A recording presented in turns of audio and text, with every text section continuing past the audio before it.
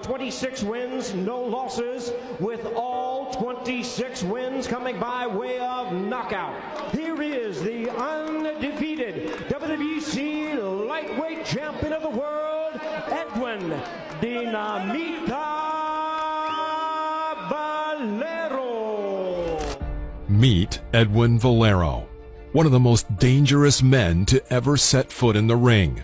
He had the fire, the passion, and the power. Everything it took to be a legendary fighter. Let's see if he listens to his corner. Right hand, short right hand, knocks to the right on his back, and he's in trouble. But instead, he fell into a grave dug by his own inner demons.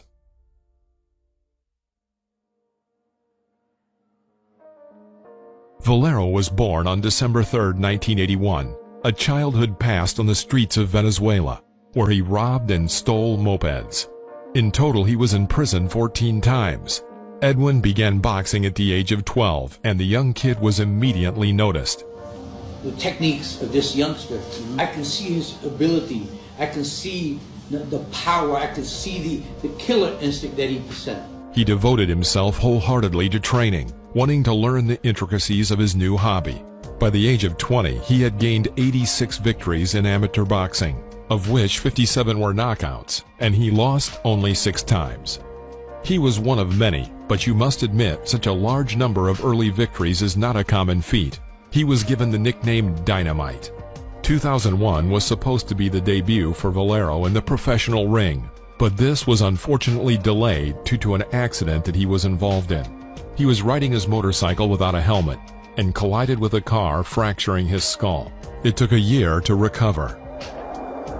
On July 9, 2002, barely a year after his terrible accident, Edwin Valero entered the first professional fight and literally destroyed his opponent in the first round.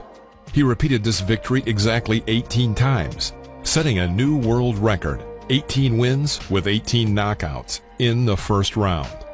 He fought in the real underground, Venezuela, Panama, Japan, the most vicious places for professional boxing. Edwin's impressive achievements did not go unnoticed. In 2004, an active boxer came to Edwin, looking to recruit him for his rising company, Golden Boy Promotions. The Golden Boy, the star of pay-per-view broadcasts, was Oscar de la Hoya. The Venezuelan signed the contract, but difficulties arose during a physical examination for obtaining a license to fight in the United States. Due to his head injury, he was banned from performing in the USA. It would seem that everything ended before it started. In the end, Valero was able to find a good option and signed a contract with Taiken Promotions, where Akiko Honda dominated. Naturally, in Japan, Panama, and other countries, a head injury did not excite the business movers too much. After a couple of battles, he rose to his first championship fight against Vicente Mosquera. Mosquera was a good fighter, and the fight took place in his homeland. Imagine what it's like to be an outsider fighting in the center of Panama with a local champion. This style of fight is the most difficult in the career of any boxer. In the very first round, Valero knocked down his opponent twice.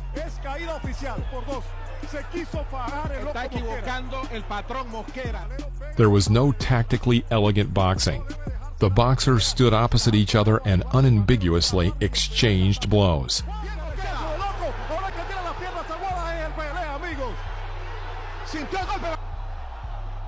Lo quiere medir Valero, bien la derecha y la izquierda y cayó Mosquera. Bultos que hablaban de récord inflado, señor Valero. Buena la derecha volada por el ojo de la cabeza una vez más. Se faja otra vez, pero Valero pega muy fuerte. No debe sus ataques suicidas el loco todavía. Debe esperar un par más de rounds. Está cogido el loco. Y va hacia adelante, recibiendo castigo por parte de Valero. Él también conecta a Mosquera. By the third round, the Venezuelan had also been knocked down. The spectators rejoiced. Cups and other garbage flew into the ring. The crowd exploded. Edwin looked shocked, but while the announcer reassured the fans, he managed to collect himself. By the 10th round, he had found the strength to stop the champion. Thus, he became the WBA world champion in his weight class. Se iba a meter la esquina, se iba a meter la esquina de Mosquera, se metieron, pararon la pelea, se acabó, nuevo campeón, ganó Valero. Valero's career was taking off, and he had to defend his title 3 times. Even at this early stage, rumors of drunken brawls by the boxing champion and outbursts of rage outside the ring were reported. In 2007, it was reported that Edwin attacked his own mother and sister. It was said that simply he had a hot temper, and soon it was forgotten. Valero was known and loved in his home country. Venezuelan President Hugo Chavez was his friend, and there were many photos on the news showing Edwin and the politician together. Around this time, the Venezuelan fighter obtained his famous tattoo, bearing the likeness of the Venezuelan president on his chest. Chavez became his personal patron. Life went on, but Valero did not lose touch with America and his dream to return there one day. Dynamite was often asked to be the sparring partner of other famous fighters. It was thanks to his wild performances in training camps and his overwhelming domination of great champions during these sparring sessions that Edwin became famous in America. Everyone who watched Valero was struck by his aggression, his animal hatred, and the dynamite in his gloves. Specialists who monitored fresh fighters direct from training camps could not believe their eyes. Many compared him to Pacquiao and Shane Mosley. The guy moved brilliantly in the ring, equally dominating and working defense. But most importantly, he had a really heavy blow, while being a fairly sophisticated boxer. Edwin took part in the scandal that appeared before the battle between Oscar de la Hoya and Manny Pacquiao. According to the rumors, during their sparring session, he beat up the Golden Boy so badly that he was asked to leave the hall. You may remember how Oscar looked that night and how the match ended. Interestingly, both Morales and De La Hoya invited Valero to spar with them before their fights with Manny Pacquiao. Apparently, Edwin could perfectly imitate the Filipino style like no other. Even Mikey Garcia, one of the most promising fighters of our time, sparred with Edwin Valero. Hey, so you sparred with Edwin Valero? Lots of times when I was younger, when I was like 16, 17, 18. Just feel the fucking power. And he never really took it light on anybody. He was there to knock you out. He was sparring?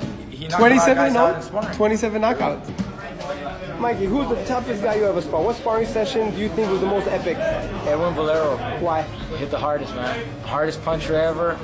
This man was so sure of himself. His power was so natural that in his mind he thought that he can go out there and just by throwing the first few shots he would destroy the opponent. And he was right.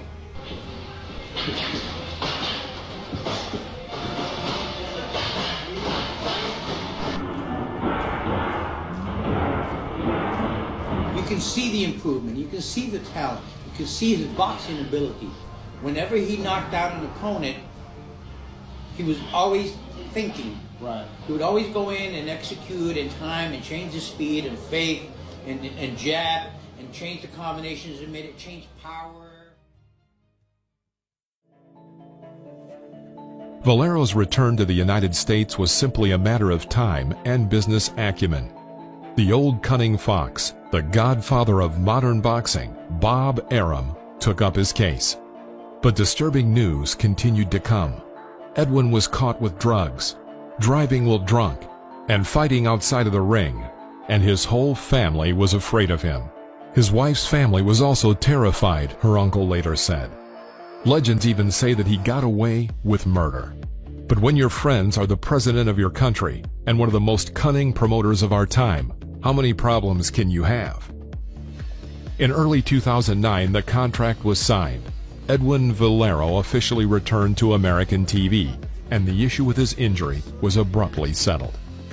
He has the poise, even with his family coming in to the fight, Doug, as in the arena. I mean, he's Edwin Valero got into a new weight category, and there he waited for a duel over the vacant WBC championship belt. His rival was a fairly strong Mexican, Antonio Pitalua, with a record of 47-3, with 41 victories obtained ahead of schedule.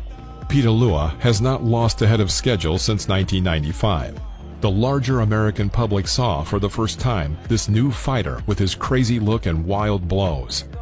So this is a battle, right? pelea limpia y buena suerte.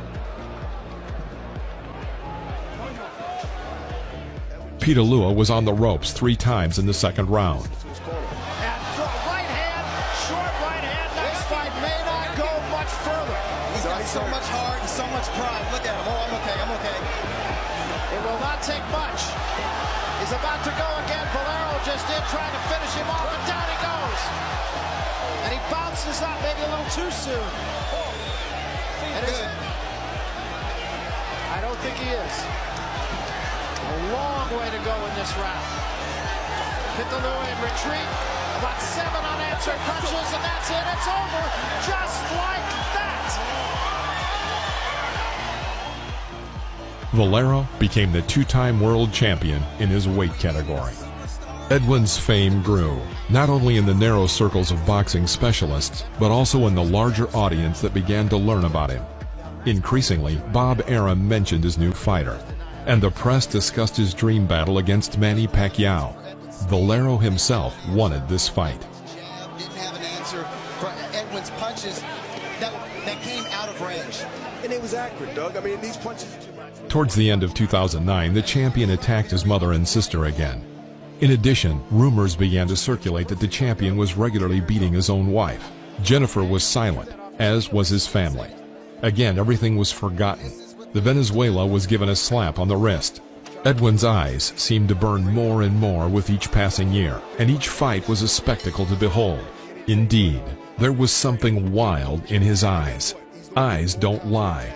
It is said that each of his battles broke down into a duel of views, and this is not surprising. Dynamite held another title defense, after which he met a young and very promising boxer, Antonio DeMarco. As with his first title fight, Valero went to the homeland of his opponent, but this time he was already the champion. It was a real old-school battle, with dirty blows and flying mouth guards. Selling fruit at the fruit stand. As he's round, they'll do well, although we should spots here tonight. Valero with both hands down. Valero saying that he caught an elbow. Now he's got a gash over his right head. That didn't come from a punch. I guarantee you that. Wow. Yeah. That is a major gash. Yeah, there's no way a punch caused that. The champion, Edwin Valero, is made up. And he comes out, and it's Punches from DeMarco's look good. There's big shots by Valero. DeMarco. So many punches in combination. But the fact of the matter is, he is showing all those nuances. Maybe To fight him, they thought the style of DeMarco would lend itself to beating. Between rounds, DeMarco refused to continue the fight. The elbow strike he received, the final shots of their confrontation, and the insane look of the champion's glee will forever remain in his memory. Valero won 27 fights, all of them by knockout, an ideal record for what seemed like an ideal boxer. But everything changed in an instant. After one fight where Dynamite showed excellent skills and a clear growth of his understanding of technical and boxing knowledge, talks once again resumed about the fight with Pacquiao. Valero really wanted to fight with Pacquiao, but the boxer's dream was not destined to come true. A month after his last fight, his past head injury, coupled with his constant use of drugs, did the trick. Former lightweight boxing champion Edwin Valero has been arrested for allegedly killing his wife. The 28-year-old is a household name in Venezuela, and police have said he was arrested after they found the body of his wife in a hotel where the couple was staying. Police say Valero left the hotel room at about dawn Sunday and allegedly told security he had killed the woman. Police say she had 3 stab wounds on her body. At 5:30 in the morning, Valero walked barefoot to the front desk of his hotel and calmly announced that he had killed his wife. She was found stabbed to death. He showed no resistance at the time of his arrest. Since Valero was allegedly drunk and under the influence of drugs, there was a risk of suicide. The police took away his shoes and jacket, but they left him with a pair of sweatpants, which became his method of choice for hanging. He was found in his cell on the early morning of April 19, 2010. He was just 28 years old. Only after the tragedy did Valero's acquaintances begin to talk about his problems with drugs and alcohol. He has extreme jealousy over his wife, whom he beat repeatedly. Bob Arum described him as completely unstable and said that he was not normal. But all these statements and revelations made no difference. The worst had already happened. Edwin Valero, a boxer of incredible talent who could have been the next Roberto Duran, instead ended up in a grave dug by his own internal demons.